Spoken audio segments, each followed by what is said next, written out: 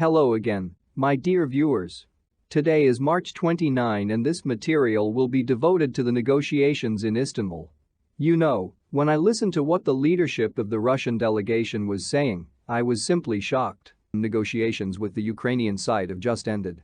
Negotiations were constructive. We received a proposal from Ukraine for consideration, their clearly formulated position on inclusion in the agreement.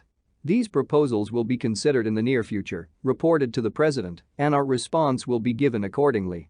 For my part, I can say that we are also taking 2 steps towards de-escalating the conflict.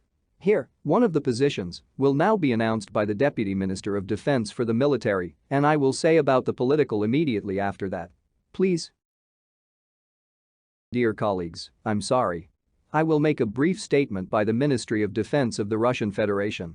Due to the fact that negotiations on the preparation of a treaty on neutrality and non-nuclear the status of Ukraine, as well as the provision of security guarantees to Ukraine, are moving into practice, taking into account the principles discussed during today's meeting, Ministry of Defense of the Russian Federation, in order to increase mutual trust and creating the necessary conditions for further negotiations and achieving the ultimate goal of agreeing on the signing of the above-mentioned treaty, it was decided to radically reduce military activity in the Kiev and Chernihiv directions. The outcome is that relevant key decisions will be made in Kiev and conditions should be created for further normal work. The General Staff of the Armed Forces of the Russian Federation will report in more detail on the decisions taken upon the return of our delegation to Moscow. Also, I would like to refer to representatives of Ukraine and call on Ukraine to strictly comply with the Geneva Convention regarding the humane treatment of prisoners of war. We call for the total elimination of the practice of torture inflicted on our Russian prisoners of war, and we call for the Ukrainian side to take comprehensive measures to eliminate this practice. I would like to add, with regard to the issue of the meeting of heads of state, we said from the very beginning that this meeting is possible when the agreement is ready for signing, worked out by the negotiators and foreign ministers. The proposed format was as follows. First, a contract is prepared, then a contract approved by the negotiators, endorsed by the foreign ministers at the meeting, after that, the possibility of a meeting of heads of state for signing this agreement.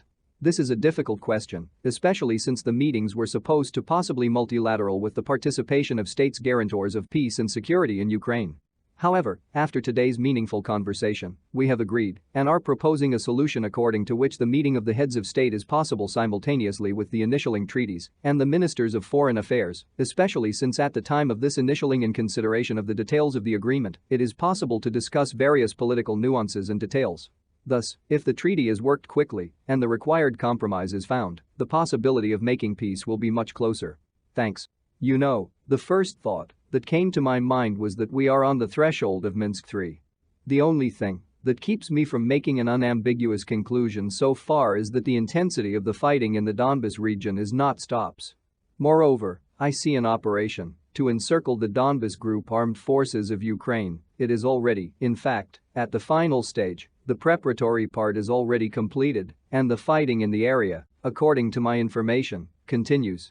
And I also see the recruitment of volunteers throughout Russia for further work in Ukraine in huge amounts, and that really calms me down for now.